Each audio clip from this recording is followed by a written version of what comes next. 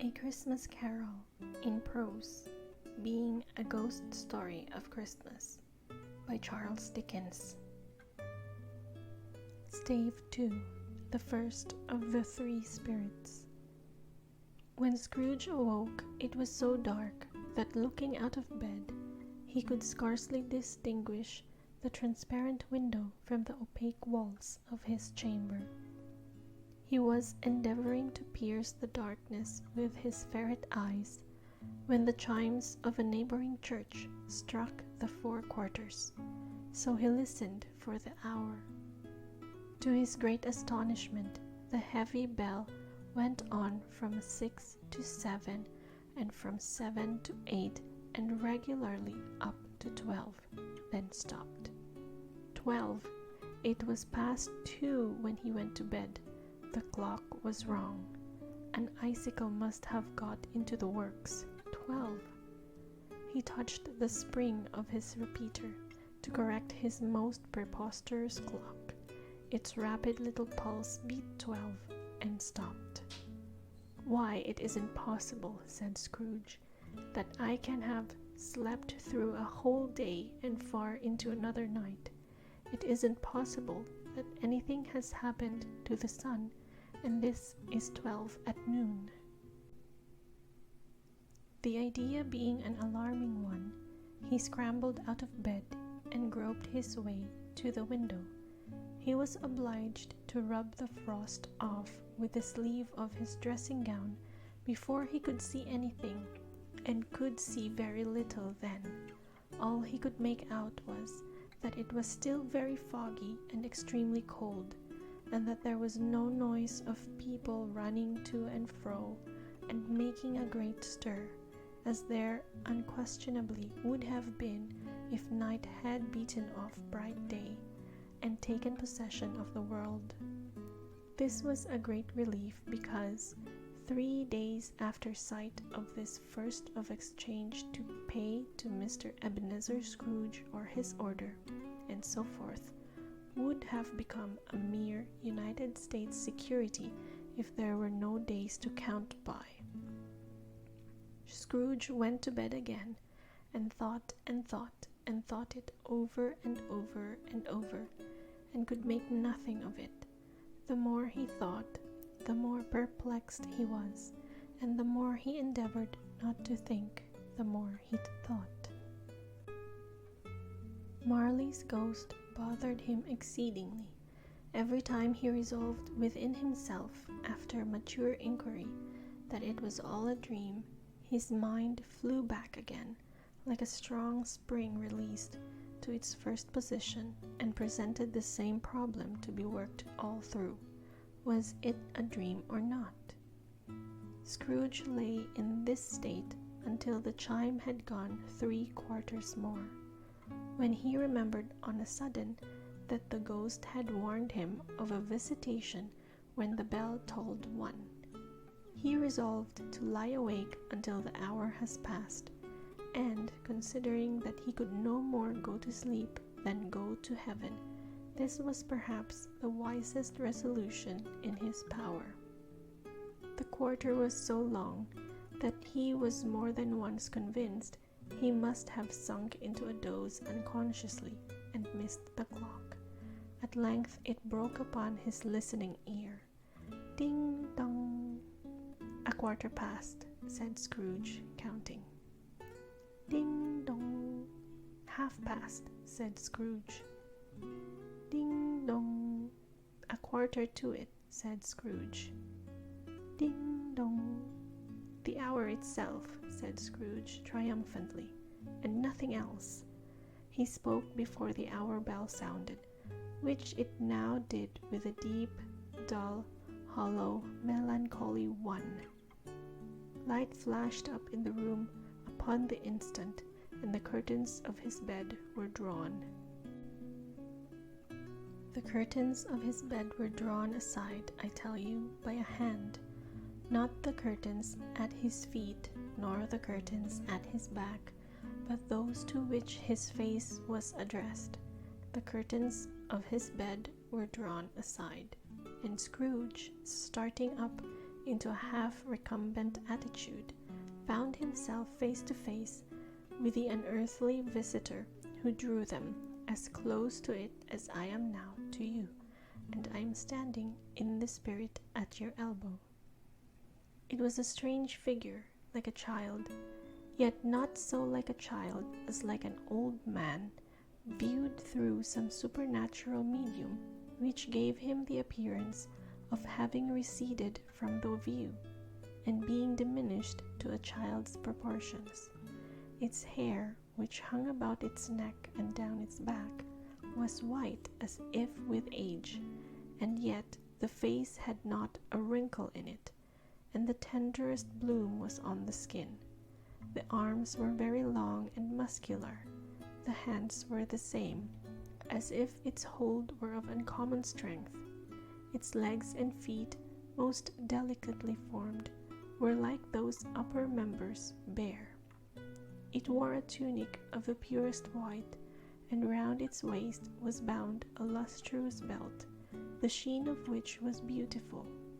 It held a branch of fresh green holly in its hand, and, in singular contradiction of that wintry emblem, had its dress trimmed with summer flowers. But the strangest thing about it was that from the crown of its head there sprung a bright, clear jet of light, by which all this was visible, and which was doubtless the occasion of its using, in its duller moments, a great extinguisher for a cap, which it now held under its arm. Even this, though, when Scrooge looked at it with increasing steadiness, was not its strangest quality. For as its belt sparkled and glittered now in one part and now in another, and what was light one instant at another time was dark, so the figure itself fluctuated in its distinctness, being now a thin with one arm, now with one leg, now with 20 legs, now a pair of legs without a head, now a head without a body, of which dissolving parts no outline would be visible in the dense gloom wherein they melted away.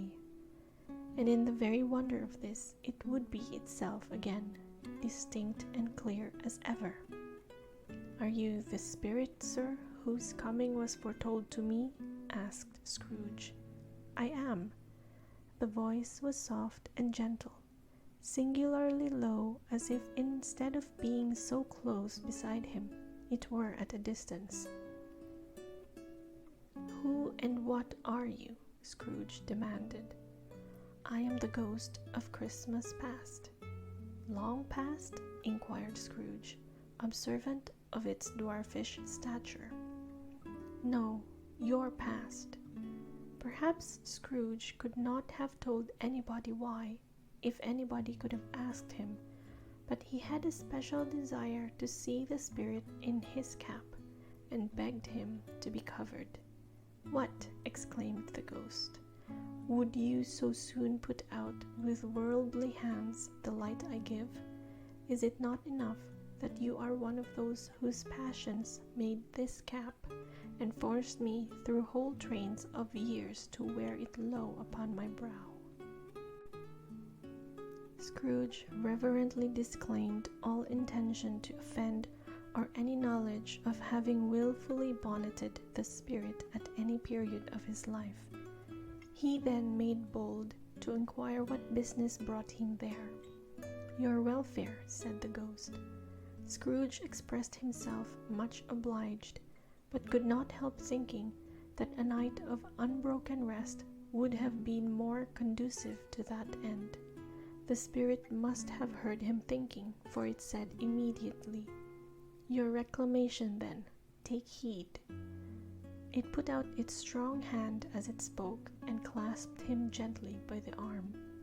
"Rise and walk with me." It would have been in vain for Scrooge to plead that the weather and the hour were not adapted to pedestrian purposes, that bed was warm, and the thermometer a long way below freezing, that he was clad but lightly in his slippers, dressing gown, and nightcap, and that he had a cold upon him at that time. The grasp, though gentle as a woman's hand, was not to be resisted. He rose, but finding that the spirit made towards the window, clasped his robe in supplication. "I am a mortal," Scrooge remonstrated, "and liable to fall." "Bear but a touch of my hand there," said the spirit, laying it upon his heart, "and you shall be upheld in more than this." As the words were spoken, they passed through the wall and stood upon an open country road, with fields on either hand. The city had entirely vanished. Not a vestige of it was to be seen. The darkness and the mist had vanished with it, for it was a clear, cold winter day, with snow upon the ground. "Good heaven," said Scrooge, clasping his hands together as he looked about him, "I was bred in this place. I was a boy here." The spirit gazed upon him mildly. Its gentle touch, though it had been light and instantaneous, appeared still present to the old man's sense of feeling. He was conscious of 1,000 odors floating in the air, each one connected with 1,000 thoughts, and hopes and joys and cares long, long forgotten. "Your lip is trembling," said the ghost. "And what is that upon your cheek?" Scrooge muttered, with an unusual catching in his voice, that it was a pimple, and begged the ghost to lead him where he would. "You recollect the way?" inquired the spirit. "Remember it," cried Scrooge with fervor. "I could walk it blindfold." "Strange to have forgotten it for so many years," observed the ghost. "Let us go on." They walked along the road, Scrooge recognizing every gate and post and tree, until a little market town appeared in the distance, with its bridge, its church, and winding river. Some shaggy ponies now were seen trotting towards them with boys upon their backs, who called other boys in country gigs and carts driven by farmers. All these boys were in great spirits, and shouted to each other, until the broad fields were so full of merry music that the crisp air laughed to hear it. "These are but shadows of the things that have been," said the ghost. "They have no consciousness of us." The jocund travelers came on, and as they came, Scrooge knew and named them every one. Why was he rejoiced beyond all bounds to see them? Why did his cold eye glisten and his heart leap up as they went past? Why was he filled with gladness when he heard them give each other Merry Christmas as they parted at crossroads and byways for their several homes? What was Merry Christmas to Scrooge? Out upon Merry Christmas, what good had it ever done to him? "The school is not quite deserted," said the ghost. "A solitary child, neglected by his friends, is left there still." Scrooge said he knew it, and he sobbed. They left the high road by a well-remembered lane, and soon approached a mansion of dull red brick, with a little weathercock-surmounted cupola on the roof, and a bell hanging in it.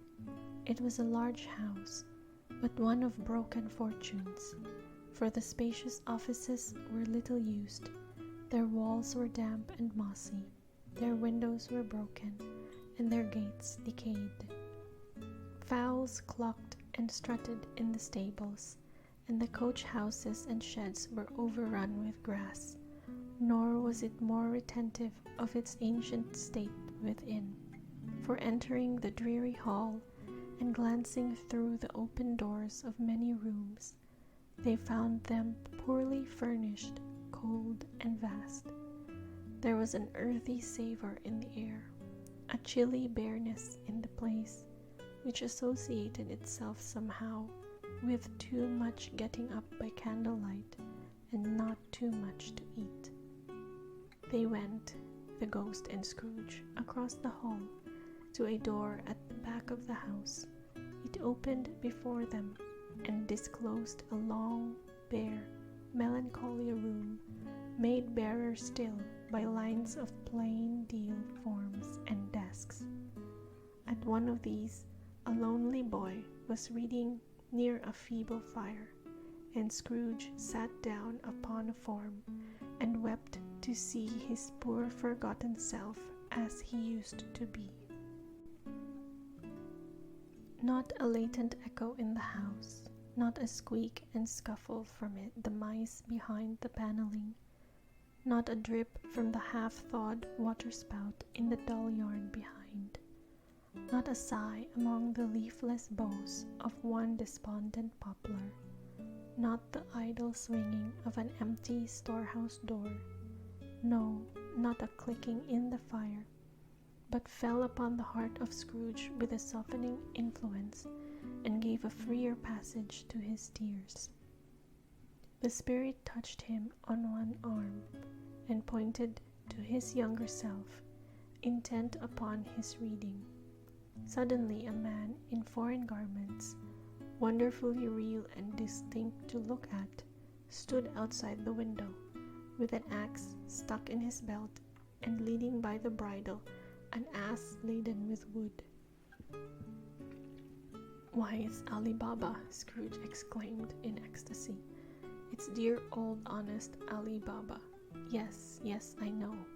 One Christmas time, when yonder solitary child was left here all alone, he did come, for the first time, just like that. Poor boy! And Valentine," said Scrooge, "and his wild brother Orson, there they go. And what's his name, who was put down in his drawers asleep at the gate of Damascus? Don't you see him? And the Sultan's groom turned upside down by the genii. There he is upon his head. Serve him right. I'm glad of it. What business had he to be married to the princess?"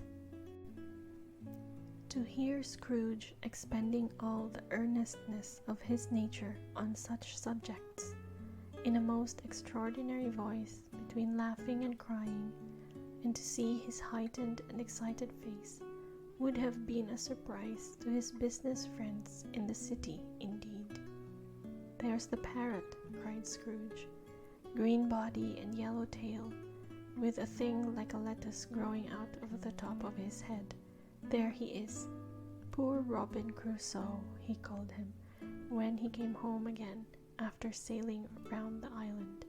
Poor Robin Crusoe, where have you been, Robin Crusoe?"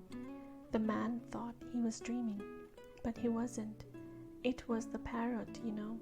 There goes Friday, running for his life to the little creek. "Hallo, whoop, halloo!" Then, with a rapidity of transition very foreign to his usual character, he said, in pity for his former self, "Poor boy," and cried again. "I wish," Scrooge muttered, putting his hand in his pocket and looking about him, after drying his eyes with his cuff, "but it's too late now." "What's the matter?" asked the spirit. "Nothing," said Scrooge, "nothing. There was a boy singing a Christmas carol at my door last night. I should like to have given him something, that's all." The ghost smiled thoughtfully and waved its hand, saying as it did so, "Let us see another Christmas." Scrooge's former self grew larger at the words, and the room became a little darker and more dirty. The panels shrunk, the windows cracked, fragments of plaster fell out of the ceiling, and the naked laths were shown instead. But how all this was brought about, Scrooge knew no more than you do. He only knew that it was quite correct, that everything had happened so, that there he was, alone again when all the other boys had gone home for the jolly holidays. He was not reading now, but walking up and down despairingly. Scrooge looked at the ghost, and with a mournful shaking of his head, glanced anxiously towards the door.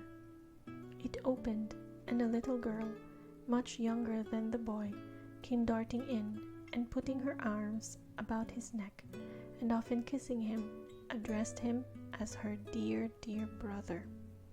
"I have come to bring you home, dear brother," said the child, clapping her tiny hands and bending down to laugh. "To bring you home, home, home." "Home, little Fan," returned the boy. "Yes," said the child, brimful of glee. "Home for good and all, home for ever and ever. Father is so much kinder than he used to be, that home's like heaven. He spoke so gently to me one dear night when I was going to bed, that I was not afraid to ask him once more if you might come home, and he said yes, you should, and sent me in a coach to bring you, and you're to be a man," said the child, opening her eyes, "and are never to come back here, but first we're to be together all the Christmas long, and have the merriest time in all the world." "You are quite a woman, little Fan," exclaimed the boy. She clapped her hands and laughed, and tried to touch his head, but being too little, laughed again, and stood on tiptoe to embrace him. Then she began to drag him, in her childish eagerness, towards the door, and he, nothing loth to go, accompanied her. A terrible voice in the hall cried, "Bring down Master Scrooge's box, there!" And in the hall appeared the schoolmaster himself, who glared on Master Scrooge with a ferocious condescension, and threw him into a dreadful state of mind by shaking hands with him. He then conveyed him and his sister into the veriest old well of a shivering best parlour that ever was seen, where the maps upon the wall and the celestial and terrestrial globes in the windows were waxy with cold.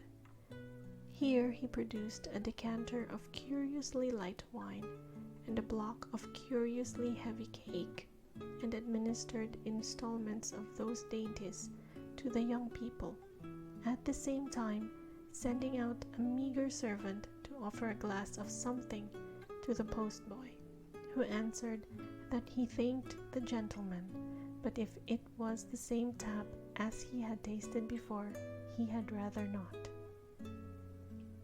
Master Scrooge's trunk being by this time tied onto the top of the chaise, the children bade the schoolmaster goodbye right willingly, and getting into it, drove gaily down the garden sweep, the quick wheels dashing the hoarfrost and snow from off the dark leaves of the evergreens like spray.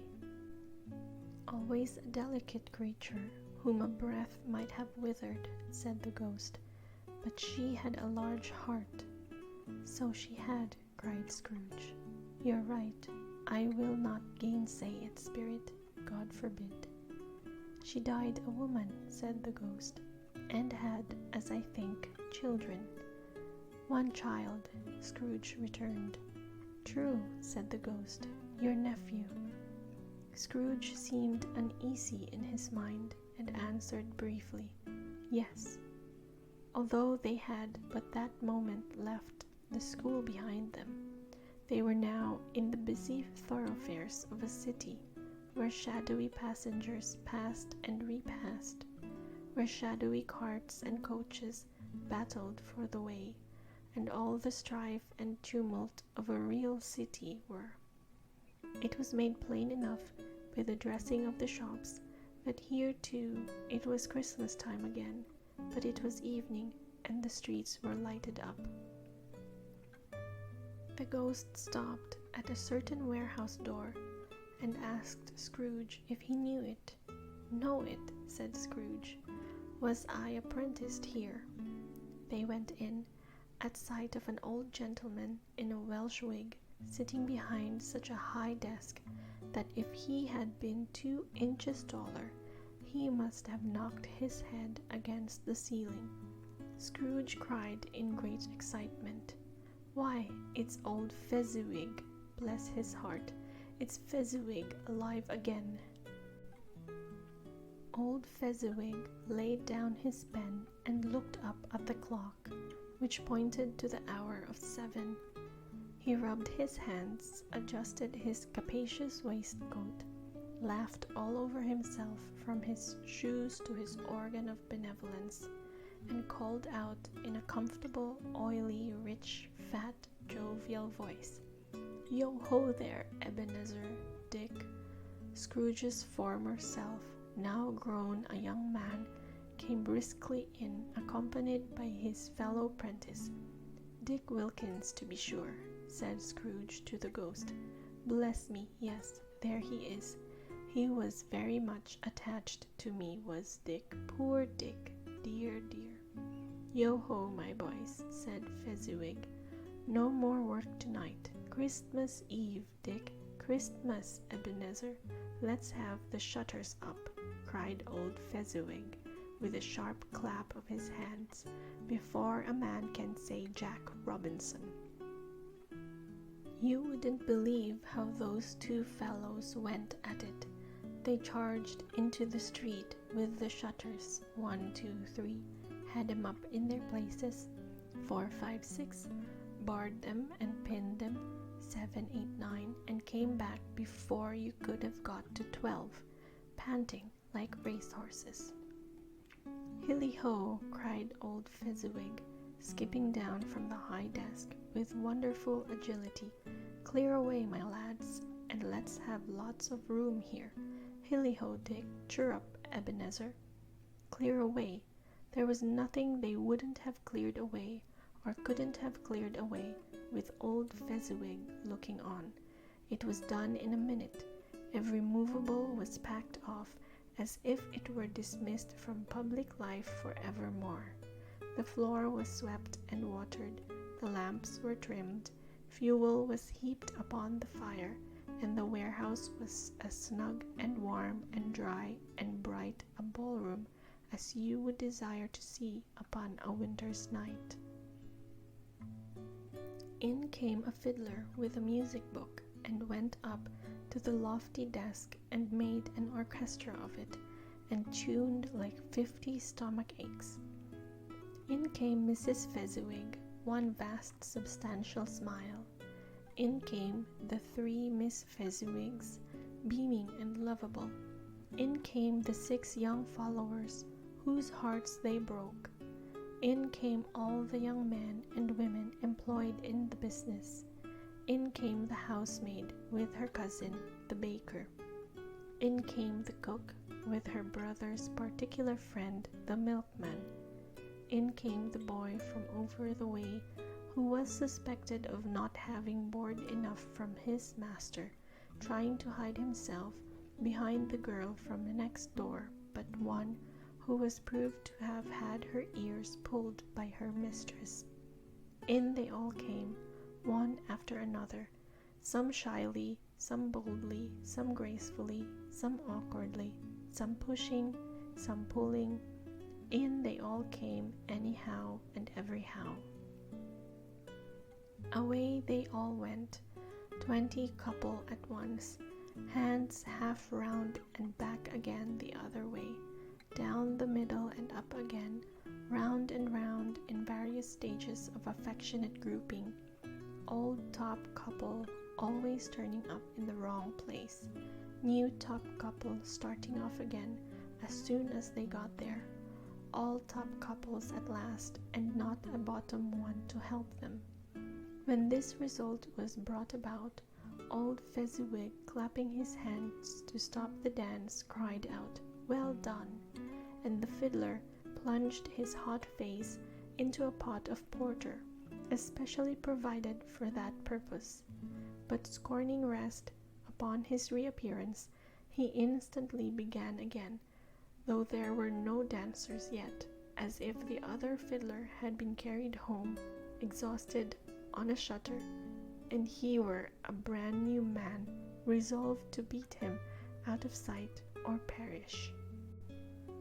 There were more dances, and there were forfeits, and more dances, and there was cake, and there was negus, and there was a great piece of cold roast, and there was a great piece of cold boiled, and there were mince pies, and plenty of beer.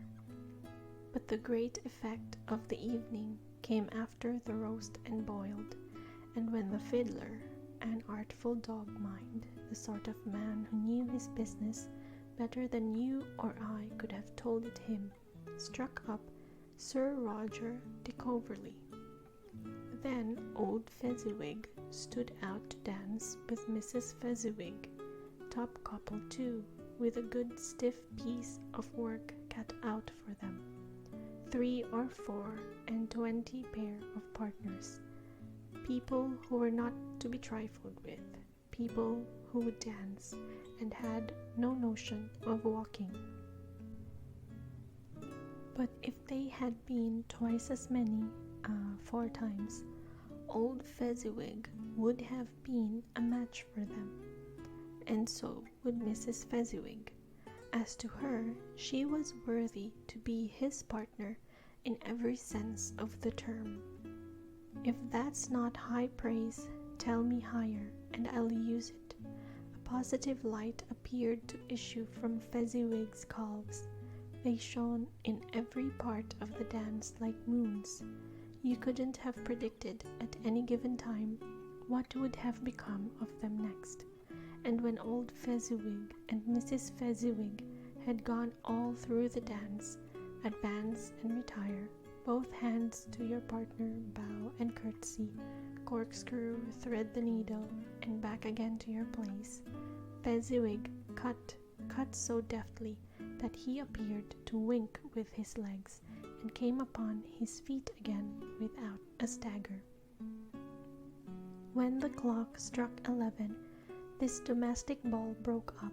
Mr. and Mrs. Fezziwig took their stations, one on either side of the door, and shaking hands with every person individually as he or she went out, wished him or her a Merry Christmas.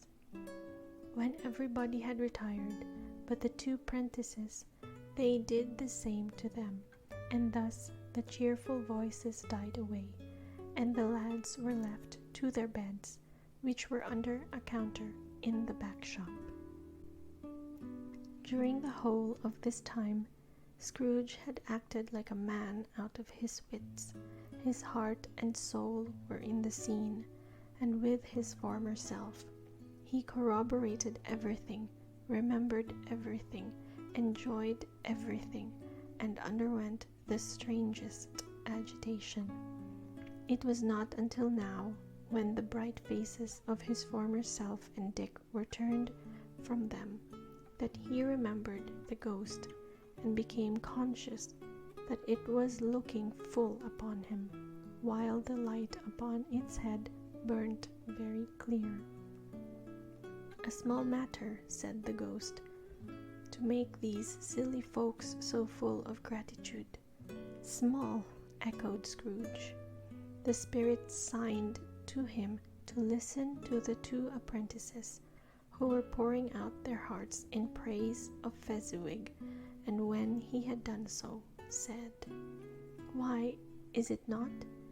He has spent but a few pounds of your mortal money, 3 or 4 perhaps. Is that so much that he deserves this praise?" "It isn't that," said Scrooge, heated by the remark, and speaking unconsciously like his former, not his latter self. "It isn't that, spirit. He has the power to render us happy or unhappy, to make our service light or burdensome, a pleasure or a toil. Say that his power lies in words and looks, in things so slight and insignificant that it is impossible to add and count him up. What then? The happiness he gives is quite as great as if it has cost a fortune." He felt the spirit's glance and stopped. "What is the matter?" asked the ghost. "Nothing particular," said Scrooge. "Something, I think," the ghost insisted. "No," said Scrooge. "No, I should like to be able to say a word or two to my clerk just now, that's all." His former self turned down the lamps as he gave utterance to the wish, and Scrooge and the ghost again stood side by side in the open air. "My time grows short," observed the spirit. "Quick."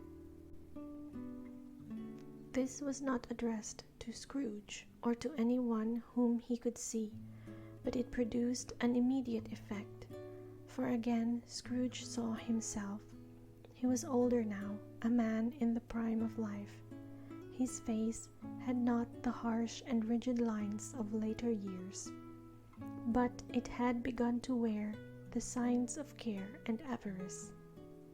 There was an eager, greedy, restless motion in the eye which showed the passion that had taken root, and where the shadow of the growing tree would fall.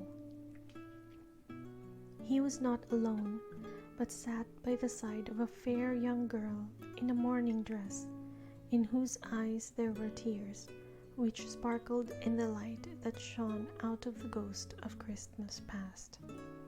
"It matters little," she said softly. "To you, very little. Another idol has displaced me, as if it can cheer and comfort you in time to come, as I would have tried to do. I have no just cause to grieve." "What idol has displaced you?" he rejoined. "A golden one. This is the even-handed dealing of the world," he said. "There is nothing on which it is so hard as poverty, and there is nothing it professes to condemn with such severity as the pursuit of wealth." "You fear the world too much," she answered gently. "All your other hopes have merged into the hope of being beyond the chance of its sordid reproach. I have seen your nobler aspirations fall off one by one, until the master passion, gain, engrosses you, have I not?" "What then?" he retorted. "Even if I have grown so much wiser, what then? I am not changed towards you." She shook her head. "Am I? Our contract is an old one. It was made when we were both poor and content to be so, until, in good season, we could improve our worldly fortune by our patient industry. You are changed. When it was made, you were another man." "I was a boy," he said impatiently. "Your own feeling tells you that you were not what you are," she returned. "I am. That which promised happiness when we were one in heart is fraught with misery now that we are two. How often and how keenly I have thought of this, I will not say. It is enough that I have thought of it, and can release you. Have I ever sought release? In words, no, never." "In what then? In a changed nature, in an altered spirit, in another atmosphere of life, another hope as its great end, in everything that made my love of any worth or value in your sight. If this had never been between us," said the girl, looking mildly but with steadiness upon him, "tell me, would you seek me out and try to win me now?" "Ah, no." He seemed to yield to the justice of this supposition, in spite of himself, but he said with a struggle, "You think not." "I would gladly think otherwise if I could," she answered. "Heaven knows, when I have learned a truth like this, I know how strong and irresistible it must be. But if you were free today, tomorrow, yesterday, can even I believe that you would choose a dowerless girl? You who, in your very confidence with her, weigh everything by gain, or choosing her, if for a moment you were false enough to your one guiding principle to do so, do I not know that your repentance and regret would surely follow? I do, and I release you, with a full heart, for the love of him you once were. He was about to speak, but with her head turned from him, she resumed, You may, the memory of what is past half makes me hope you will, have pain in this, a very, very brief time, and you will dismiss the recollection of it gladly as an unprofitable dream, from which it happened well that you awoke. May you be happy in the life you have chosen. She left him, and they parted. Spirit, said Scrooge, show me no more, conduct me home. Why do you delight to torture me? One shadow more, exclaimed the ghost. No more, cried Scrooge, no more. I don't wish to see it. Show me no more. But the relentless ghost pinioned him in both his arms and forced him to observe what happened next. They were in another scene and place, a room not very large or handsome, but full of comfort. Near to the fire sat a beautiful young girl, so like that last that Scrooge believed it was the same until he saw her, now a comely matron sitting opposite her daughter.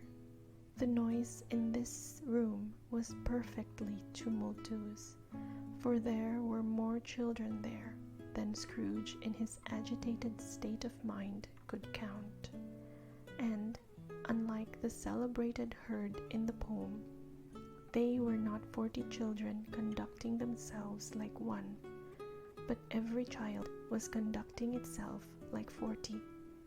The consequences were uproarious beyond belief, but no one seemed to care. On the contrary, the mother and daughter laughed heartily and enjoyed it very much, and the latter, soon beginning to mingle in the sports, got pillaged by the young brigands most ruthlessly. What would I not have given to be one of them, though I never could have been so rude, no.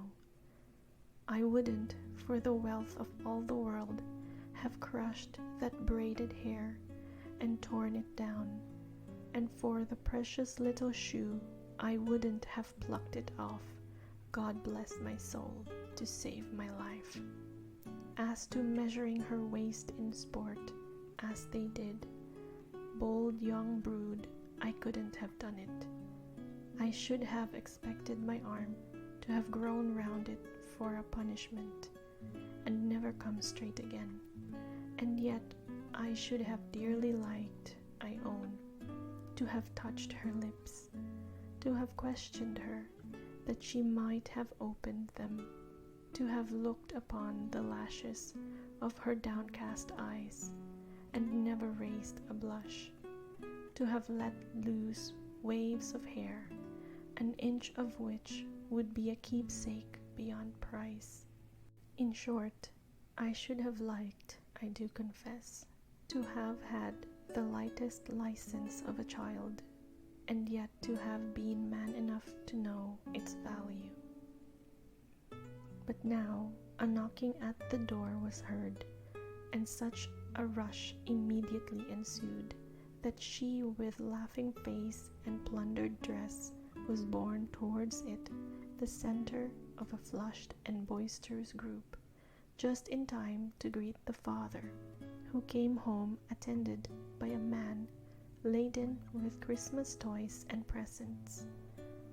Then the shouting and the struggling and the onslaught that was made on the defenseless porter, the scaling him with chairs for ladders to dive into his pockets, despoil him of brown paper parcels, hold on tight by his cravat, hug him round his neck, pommel his back, and kick his legs in irrepressible affection.